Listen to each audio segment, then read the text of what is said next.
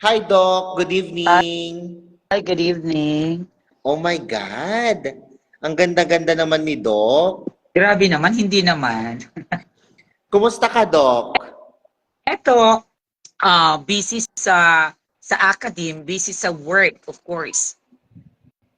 So, nasaan ka ngayon, Doc? Andito ako sa Sikos at Colleges, the school that builds your future. Ay, wow. Iba naman talaga ang nag-iisang Doc Yari Andaya.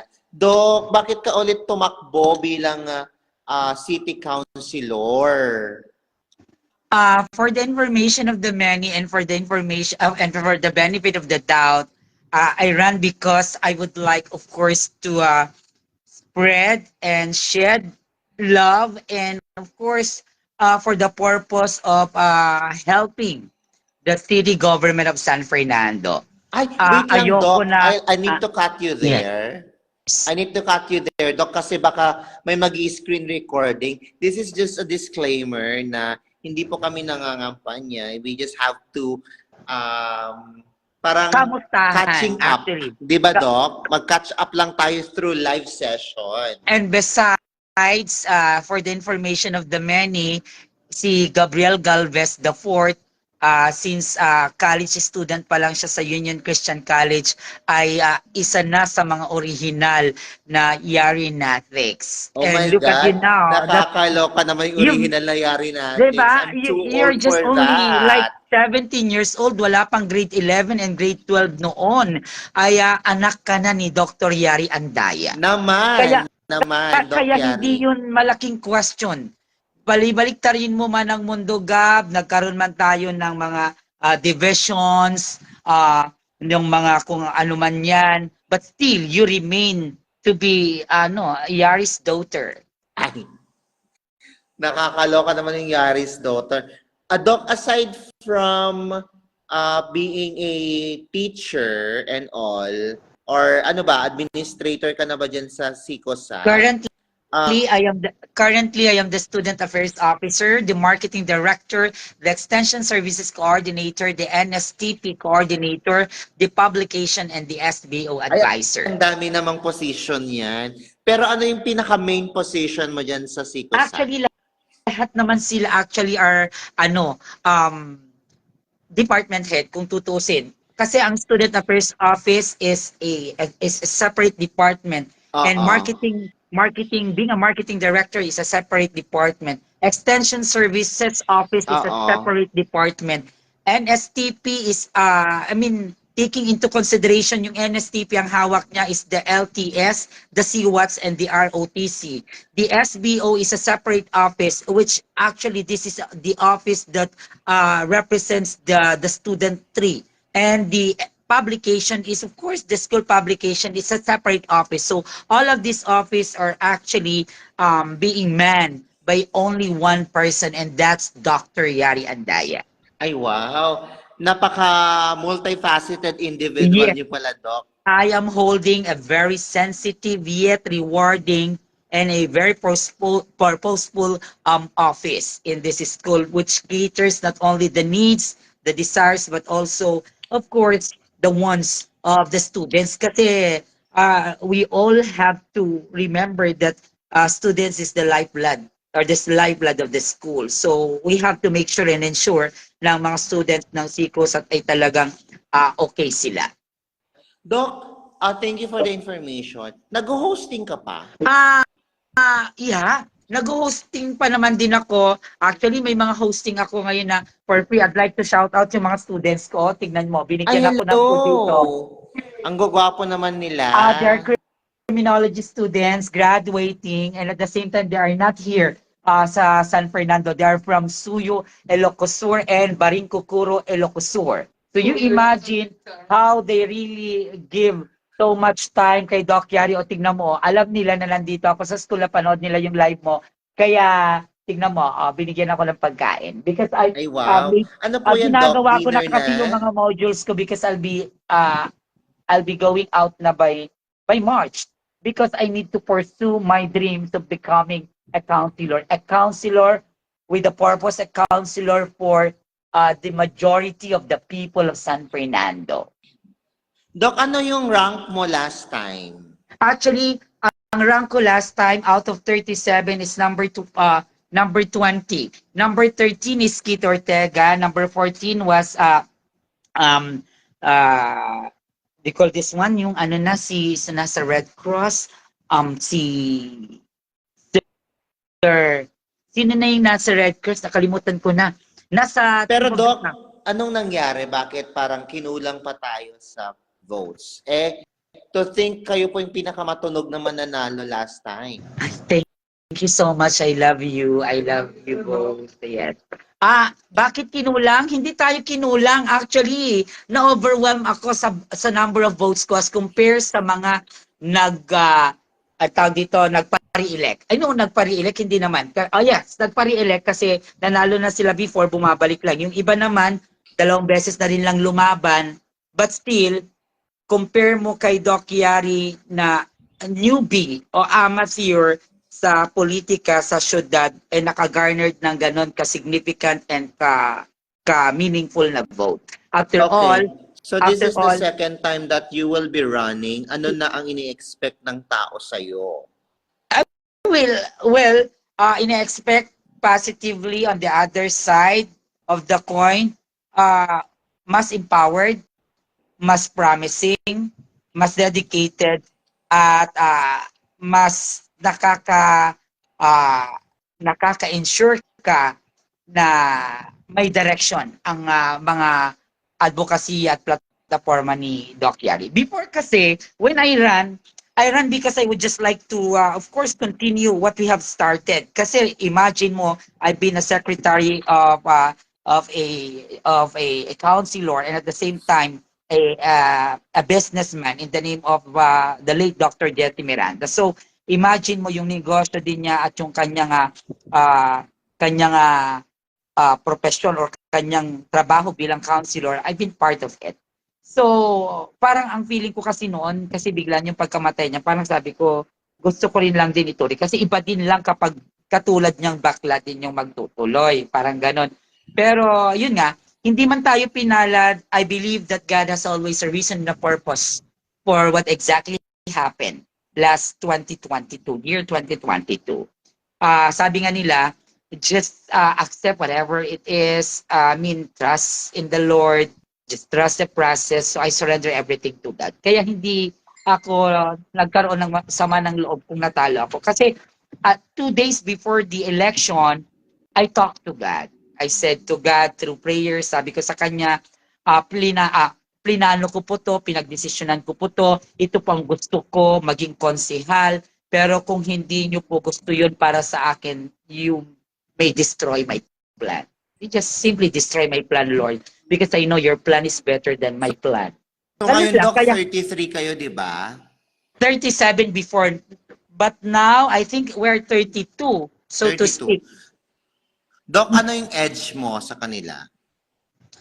My edge, I'm the only one running sa out of 32 na talagang it's been, na nasa teaching, nasa academe. Nagtuturo for almost 15 years in the academe. And not only that, ako lang din ata yung nandyan na lumalaban na nagtrabaho na both sa public at saka sa private. Kasi lahat ng private agencies or work ko sa private institutions or agencies or offices are heads.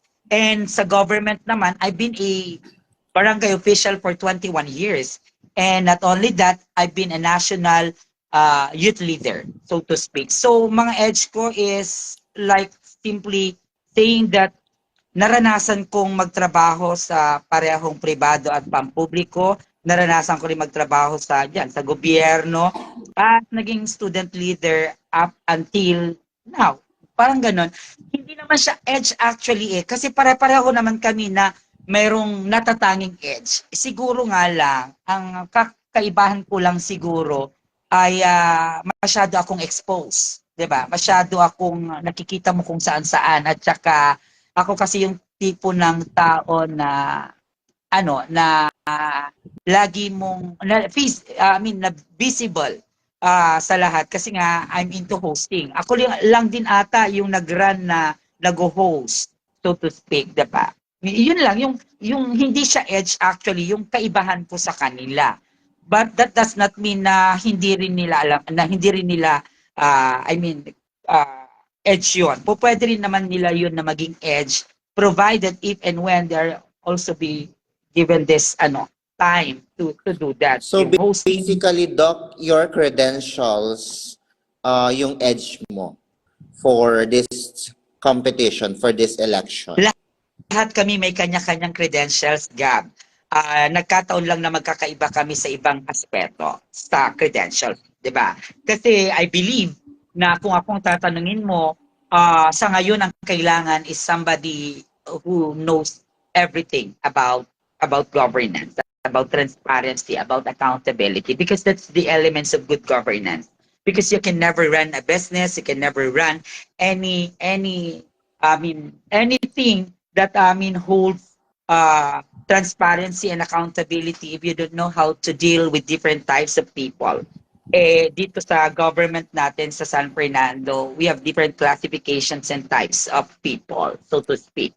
'Di ba? May mga tao from, 'di ba? Let us discuss the four types of a society. We have the depressed, the oppressed, the poor, and the exploited type of a society or a community. So lahat tayo niyan well represented dyan na klase ng mga tao dito sa San Fernando.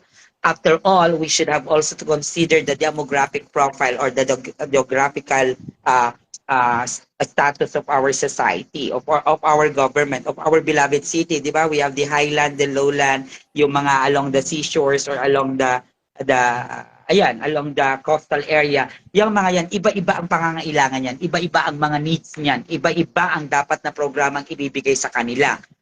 Remember, mayroon tayong farmers, mayroon din tayong mga fisher folks, meron din tayong mga professionals, meron din tayong mga less fortunate, less privileged, underprivileged, 'di ba? Meron tayong mga malnourished, overnourished, mga ganyan.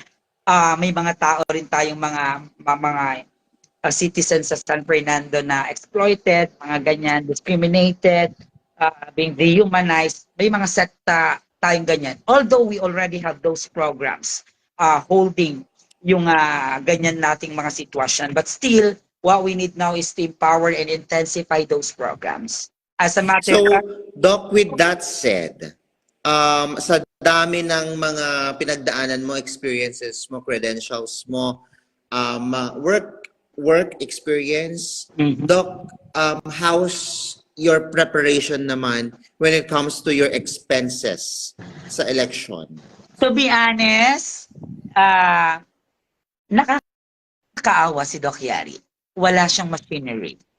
Alam mo kung bakit ako lumalaban? Lumalaban ako kasi naniniwala ko that I am being supported by God. By the people as well who really love me. Alam mo ba na hindi ako dapat lalaban kasi okay na ako dito sa Sikosat. Because I believe nung natalo ako, ito yung binigay ng Diyos sa akin. Kaya niya siguro dinestroy yung plan ko is really to be back in the academy. Kasi 10 years ako sa La Princess Scholastica, then 6 years ako dyan sa city government. Tapos, di ba, lumaban ako. Tapos natalo ako. Then, eto, bumalik din ako ulit sa pagtuturo. At sa pagiging isang head ng mga iba't ibang opisina o department sa isang paaralan.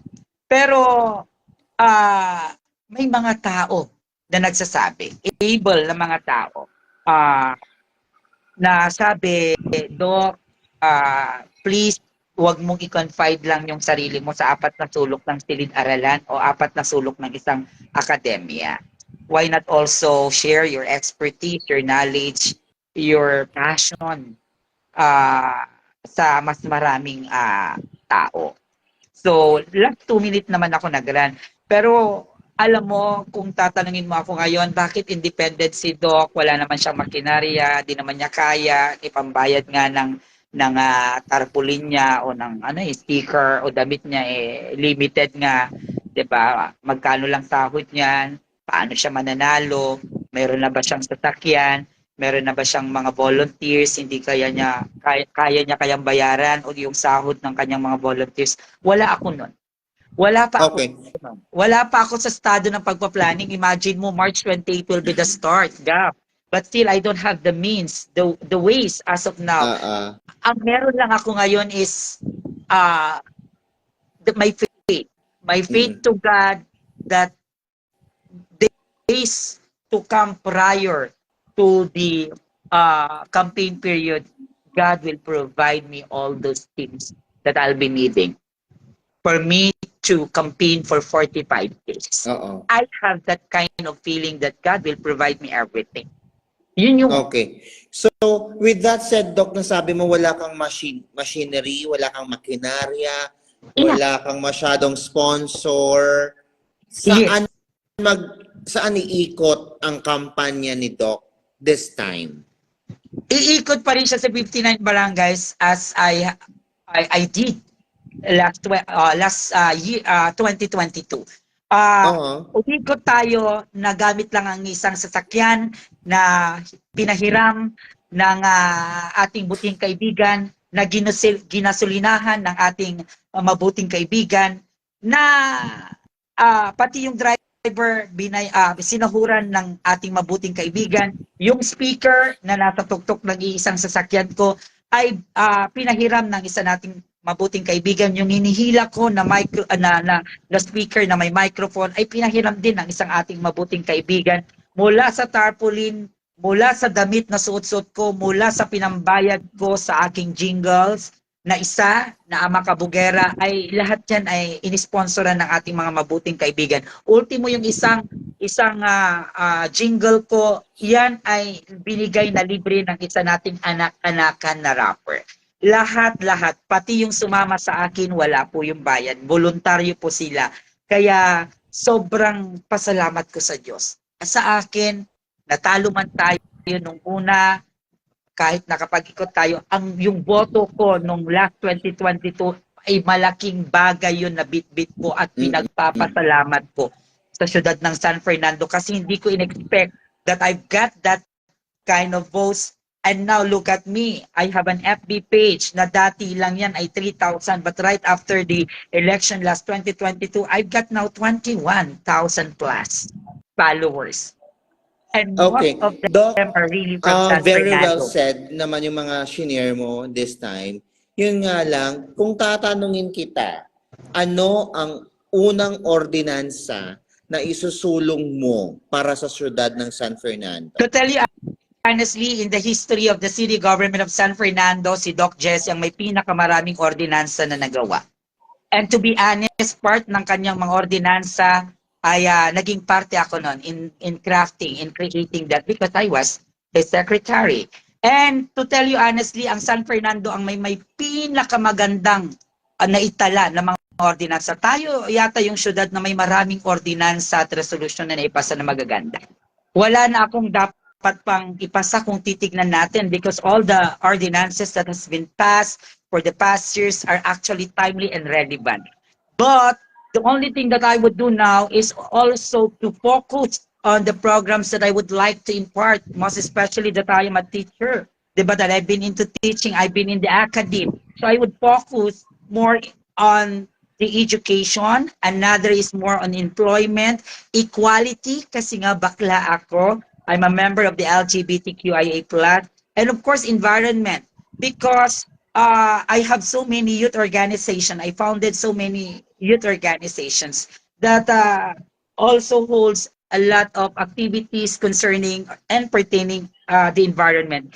And of course, aside from that, economy. So, ano yan eh? We have education, economy, equality, employment, and what else?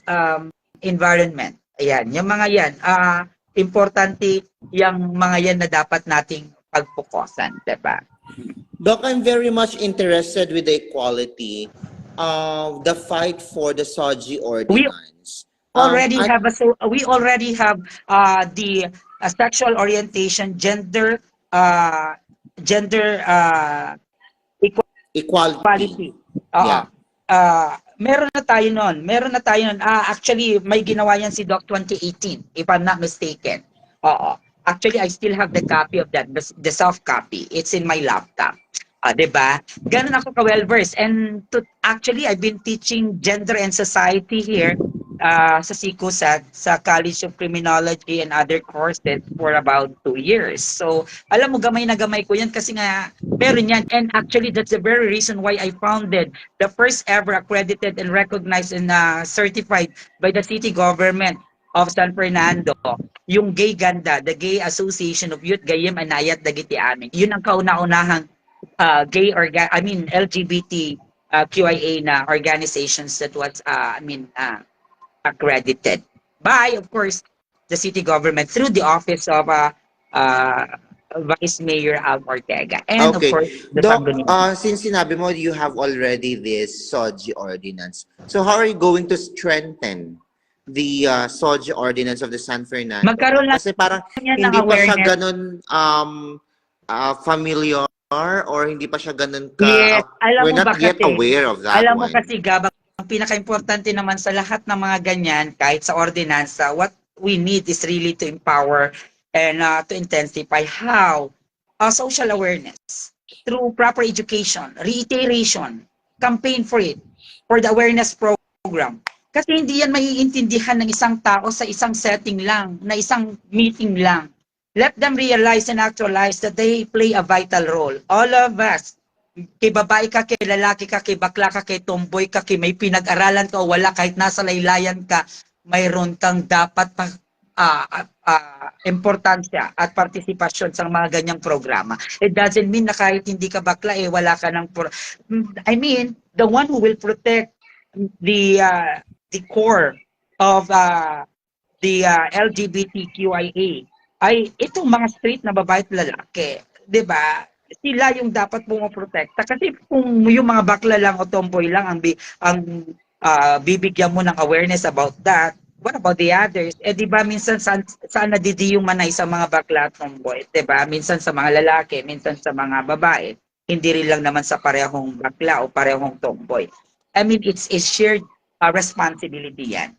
Ang lahat ng mga ordinansa, ang lahat dapat ng mga resolution na aaprubahan ng Sangguniang Panglungsod, kailangan yan bago i-execute ng executive body, kailangan nagkaroon ng ginagawa naman natin yung public consultation, pero paano? Doon lang ba sa mga nag-approve? Iba ba natin yan? I-barangay level natin yan, ASK level natin yan. Magkaroon dapat tayo ng deep penetration. Yun yan, that's the term, deep penetration. Na kahit alam mong hindi marunong magsulat, basta nakakaintindi, kailangan matuto yan. Dapat malaman niya na ito yung ordinansa, ito yung batas, ito yung mga programa, dapat mayroon kang alam, mayroon kang kaalaman, mayroon kang partisipasyon, iboses ka. Ganun yun. So aside from the equality, how about economy? We all know naman na, Doc, na madami pa rin mga unemployed, o yung unemployment rate ng City of San Fernando is still high. Actually, siguro madami naman tayo, actually, if you would ask Sir Rod dyan sa city, marami tayong mga bakanting mga position, maraming hinahanap din ng peso, di ba? Maraming tayong hinahanap. May mga job hiring tayo. Ang problema lang kasi, qualifications wise, di ba? Yung mga iba kasi, kulang sa qualifications. May pinag-aralan, may natapos, pero vertically aligned ang pinag-uusapan, which is yun naman dapat, wala. Marami din tayong mga skilled na mga offerings, pero yung mga iba, hindi talaga skilled. So, we need to intensify the program. So with that said, Doc, on economy, affected din ang education. So kailangan may napag-aralan ng tao.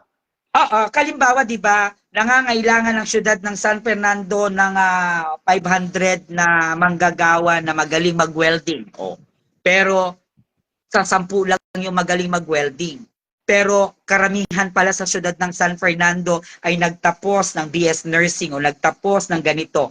Kaso wala namang job hiring dito sa kanila. Why don't we open a training for them? Baka sakaling gusto nila yon, di ba? Shifting, just like me, diba?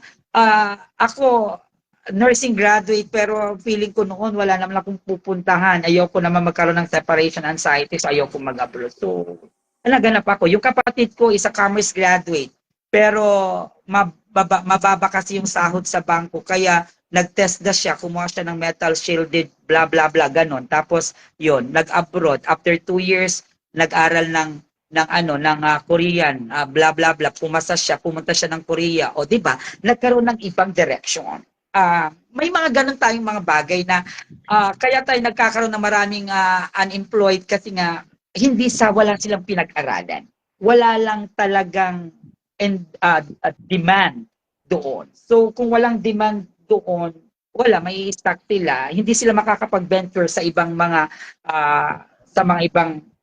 kailangan na trabaho kasi nga hindi naman yun yung expertise nila, hindi naman yun yung natapos nila. So kailangan natin din maging flexible, 'di ba? That's the term. Katulad mo, 'di ba? You're an IT graduate. I mean, no pala. You are a Bachelor of Science in Computer Science graduate of UCC. Gab, but look at you now. You're a kagawad and at the same time, a professional host and an event organizer. Oh, 'di ba? Diyan ka kumikita. Oo naman, Doc. We always try our very best na maging kwan naman. Pasukin ang lahat ng mga talents na pwede natin pagkakakitaan, right? So ginawa naman tayong bakla para lang hindi sa iisang field, but we are Pero believe so me, Gab, creative. kaya yan ng lahat. Hindi lang bakla o tomboy ang makakagawa niyan. Let us just educate the people. Let us just tell them, hey, this is now the trend. Diba? Hindi porket babae ka hindi ka na marunong mag-welding. Correct. Diba? Hindi porket babae ka hindi ka pwedeng maging gasoline girl. Go out of our comfort zone. Look look at our surroundings. Other countries, Diyos ko, di ba? Trabaho ng babae, trabaho na rin din yan ng lalaki. That's gender equality. Wait now. lang, Doc. Doc, baka naman kapag manalo ka sa 2025 elections as city councilor, sasaraduhan mo din ako ng pintuan kapag magsosolicit ako. Remember mo, Gab, itanim mo yan sa isipan mo, nagkasakit ka ng napakatagal. Tama. 'Di ba? Ang dami-dami mong event, Gab, mula pa nung college ka hanggang graduate ka, hanggang nagkatrabaho ka, hindi ba kita sinuportahan? Dumating na ako sa punto na ang sabi pa ng boss ko noon, 2 beses na sa within 6 months, tama na yan, natutulungan natin. No, Doc, sabi ko, 'di ba, continuous na. Ang programa dapat natin sustainable, 'di ba? Yung nga sabi ko, never ko yan nagagawin. Kasi Gab, naranasan ko naging sekretarya ng isang konsehal. Naranasan ko na sa amin dadaan lahat ng solicitation. I know how does it feel. Kasi nagsosolicit din ako. Remember mo, mahirap ang nangyayari mo. Hindi ako miyembro ng pamilya ng andayan na mayayaman. Di ba, nagsosolicit ako for my brother na medicine. Nagsosolicit ako for the scholarship of my pamangkin. Diba? Nagsosolicit ako nung barangay official ako for our event sa barangay. Alam ko kung anong feeling ng hindi nga dayon makunadan nga mapagsaraduhan. That's not the term for me. Nga hindi naman ma-deprive. Dadya ngay kaslangay agur uray ka malanggam taawan kasjay. Tatay ngay siring-siringom di kargana di sobre. Tamo nga ko awang magayap. Apang ka ti sirok ngay tikwa akasya. Tabi mabaka garo din nagsolista kung kulang tayo DJ ti init ko ni. Kunam nga dakkel ka ba si magayam nga you're tayo kasi kapag nagsosolicit ka po gaming ka-close sakit ni feeling mo ka dakkel ti itred. No, I will face all those things. So, Doc, gusto ano yung ko masasabi mo sa mga elected official na sinasaraduhan nila ng pintuan ng kanilang mga constituents? meron ba? Meron ba? Ganon. I do not know. I have no comment to that. Pero ako naman, nung time ni Doc Jessie, lahat ng kahilera namin, I can name them. All of those 12 councilors talagang nagbibigay. Kasi nga meron pa silang mga grupo-grupo noon. Totoo yun. Totoo yun. Kasi katabi namin, I can name them, diba? Ang aking anak, aking mga anakshi, Paulo Ortega, yan. Charinise, diba? Lalaki magbigay niyan. Mga anak ko yan. Next, Ramon Laudencia, tatay ko yan, 'di ba? Mentor ko yan, kaya ako nasa reservist ng AFP. 'Di ba? Next doon, mga mababait yan. The late Apo Gorion, ayan, sila Apo Almasan, sila Apo Bersosa, yan ang mga kahilera namin. Papunta doon, lahat sila nagbibigay. Ultimo si Daddy Mario, si the late Daddy Monetsky Ortega, yan, sila Apo Jan Oros. Lahat ng 12 na councilors, hindi ko rin alam, nung time ni Doc Jessie, 6 years ako dyan, grabe, ang swerte po ng mga nagsosolicit for funeral, for hospital bills, for fiesta, totoo. They're giving. Naku, mother, mukhang may alam si John J. Si ako, Kasuga. Dr. Quintin, yung mga yan, yung mga Attorney Rafon, nagbibigay yung mga yan. Kasi nga, ako, I am a living testimony, yung mga batch nila, Doc Jessie. Ayan, ako, yung after ng batch nila, Doc Jessie, di ba wala naman ako sa city government? I do not know. I do not know. To be honest, I do not know. Hindi ko rin naman naranasan mag-solicit. Kasi nga, nasa academe na ako. Kung nagsasolicit man ako ngayon for just the hospital bill of my brother, for the educational assistance of my pamangkin, na lang, sinachat ko na lang din yung mga secretary nila, tapos kung ano yung kailangan na papers, yun, ipinupunta ko na lang din personally. Ano naman yung masasabi mo sa mga politiko na nagpapakita na lang tuwing eleksyon? Meron bang ganon? Meron. Nagpapakita tuwing election? Ngayon, siyempre magpapakita ngayong election kasi kailangan nilang lumabas. Kasi, take note, Gab, to be honest, ang trabaho naman kasi ng konsehal is to create, craft, draft, and approve ordinances and resolutions. Kasi silang policy-making body, they are embodying the legislative body, which is one of the branches of the government. Diba? So, ang trabaho nila, gumawa ng mga magagandang ordinansa at mag-approve ng mga resolution na pangkalahatan. Pangkalahatan is for the benefit of the majority. So ngayon, Doc, anong aasahan ng mga taga San Fernando? Anong aasahan ng mga taga San Fernando kay Doc Yari? Aasahan niyo po na si Yari Andaya ay ang tipong kandidato nga kumanuti, tumanagari, ngem, quality. Wow, Doc. So, we wish you all the best, Doc, and sana magkita-kita naman tayo. Doc, may hiling ako. Baka pwede ka nang mag-host sa Mr. La Union 2025. Kailan po yan, Gab? April 2. April 2, actually, hindi ba yan, ako naman, pwede ko namang i-sacrifice yung isang araw na hindi magkampanya para lang dyan sa event mo. Ganyan ako ka-supportive. Totoo ba yan? Because I know. Yes, because Totoo na ba yan, Doc? Totoo naman. Ilagay mo na sa calendar April mo. 2 ha, mag-host ka sa event ko, sa Mr. La Union. This is a provincial-wide male pageant. And then meron po kaming mga invited guests, mga judges from Cebu, Pampanga, and Ilocos region. Ayan. Wow. So, makakasama ka dun, Doc, and then ikaw po ang mag-host, diba, Doc Yari? Thank you so much. I will just be preparing my best outfit as a host. Diba? Okay. Maraming Doc, ano yung message mo nagtatanong. naman? What's your message sa mga young LGBTQIA members natin na gustong makamit ng kanilang mga pangarap sa buhay? Sa mga LGBT na mga anak ko, sa mga bata pa, sa mga pausbong, wag niyong kalimutan na magdasal at magpasalamat sa Diyos. Put God in the center of your life so that everything will fall into the right place. Pangalawa, kahit na anong narating nyo, gayahin nyo yung mga katulad namin na tumanda na. Ang daming tumanda dito na mga bading dito sa San Fernando. We have Boyet De Sico, Lara Umali Cruz, Bobby Borja. Sino pa ba yung mga tanyag dito? Marami. Pero nakita nyo, mula nung mga kasikatan nila hanggang ngayon, they remain to be humble. Yan yung mga nakita ko na nakasabayan ng aking boss noon, na kaibigan ko at nanay ko na si Doc Jessie, na itinuro sa amin. Na yan ay patuloy kong tinuturo po sa inyo.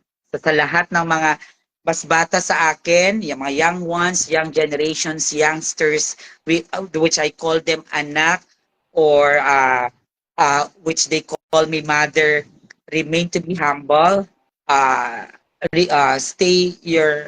put your feet on the ground, and be an inspiration. Ano naman yung natutunan mo kay Doc Jessie Miranda? Ang maging totoo sa sarili mo at sa ibang tao. So, nai-apply mo naman yun, Doc, hanggang ngayon? Yes, that's why the students of CICUSAT really love me that much. Kasi yun ako eh. I see. Doc, your No, message ang to daming your nanonood dito fans? sa live mo, Hagab. Ang daming nanonood dito sa live mo na you would ask them kung anong nagawa kong bagay sa kanila that makes them a better And person. remarkable, di ba, Oh. Doc Yari? Oh, katulad dito si Christine Joan Suplehat na anak ko, 'di Hi, ba? Christine, Mami Abroad Joanne, yan. Si John Supsup. J. Kasuga na dating SK chairman ng PIAS, itanong mo sa kanila kung anong mga bagagandang bagay ang nagawa ko. Si Nathaniel Manzano Lucido na graduate ng BS Cream ng Lapinsis Scholastica. Si Kirby Joe Hilario na isang mayaman ng negosyante ngayon. Si Kyle Angelo Ragudo na na taga Katbangin, ayan. Monar Bian Labaro, ang aking anak, syempre. Shout out! Ang asawa ni Juday na aking mga anak yan. Na mga caring carry, ayan. Mga anak ko yung mga yan. Don Ernest John Galima, yung mga yan. Itong mga nanonood dito, they know me personally. Ang dami mong fans, Doc. Ang dami nating live viewers. So, what's your message to your fans, family, friends? Sa aking mga, I consider diehard, solid, and certified Yari Natics. Wala na po ako masasabi. Kung gaano nyo po ako kamahal, ganun din po o triple pa po yung pagmamahal ko sa inyo. Tandaan nyo po, lumaban po ako ng walang-wala po ako. Machinery. Pero kayo po ang nag-fuel, ang naging gasolina ko po kung bakit po ako lumalaban at patuloy na nangangarap that one day mapagsisilbihan ko po kayo at ang syudad at ang gobyerno po ng San Fernando. Ang laban pong ito ay mananatiling buhay na laban dahil kayo po ang buhay kong mga nasasakupan na pagsisilbihan sa mga susunod na araw. Kung ibibigay po yan at ipagkakaloob po yan ng kataas-taasan ng ating Diyos. Doc, Thank you, ano pa yung panalangin mo? Panalangin ko na lahat ng mga may ipinapanalangin sa oras na to at sa mga susunod na araw ay i-grant ni God. Yan yung pinaka-the best na ipinapanalangin ko. Lahat ng mga nananalangin sa oras na to, sa araw na to, i-grant sana ni God. I-grant ni God. Walang sana, i-grant ni God yung mga panalangin nila. Amen. Amen, Doc Yari. And once again, thank you so much, Doc, for your time at nakasama ka po namin sa aming live. Maraming salamat. Thank you, Gab. I call this a blessing. This is a blessing, diba? Kasi you give me this opportunity. This is a perfect platform, an avenue, a channel for me, of course, na makilala din. Wala akong mga interview sa radio or sa TV or anywhere else, but I got the chance to have an interview coming from a reputable Ay, grabe naman yung reputable. Yes, you're Grabe. a barangay kagawad. You will not win as a barangay kagawad of barangay 1 if you are not reputable or dignitary or, someone to cherish as long as the world exists, diba? Thank you so much, Doc Yari, for always supporting our causes and for always there for us na mga nakshis mo, your original Yarinatics, and Alam hindi mo, ka pa rin Gab, nakakalimot, Doc. lahat ng mga anak ko, kapareho ko din na may mga loopholes, may mga incongruences at irregularities sa life. But what is important and essential is we try to fix everything. We try to make it right, 'di ba? The second time around. Lahat naman tayo nagkakamali. Lahat tayo may mga hindi maganda na other side natin. But ang kagandahan ng sa atin is we try to fix it, 'di ba? Inaayos natin as we age, as we grow old, 'di ba? Yun yung tinatawag nating innovations and transformations. We try to change those things and fix it to become the best version sa atin, 'di ba? Doc, your final message. Pinaka-final message, Ciudad ng San Fernando, this is your one and only Doc Yari Andaya na nagsasabing kahit gaano po kahirap yung pinagdadaanan natin na gusot sa buhay, magtiwala lang po tayo na may Diyos na tutulong sa atin to fix everything. Just trust the Lord, trust the process, and submit everything to God because everything will fall into the right place. Just believe in God. Okay. Thank you so much, Doc Yar. And once again, maraming salamat and have a blessed Tuesday, everyone. Doc, ingat po sa pag-uwi. And maraming salamat for your time.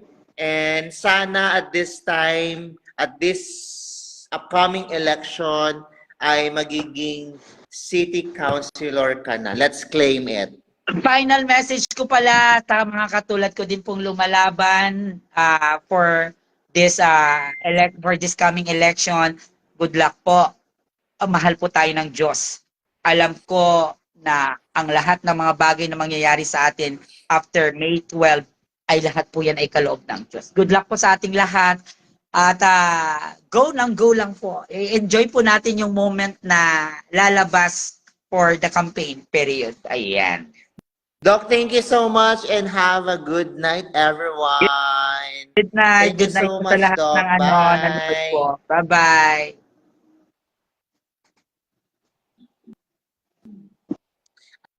Ayan, that's Doc Yari Andaya.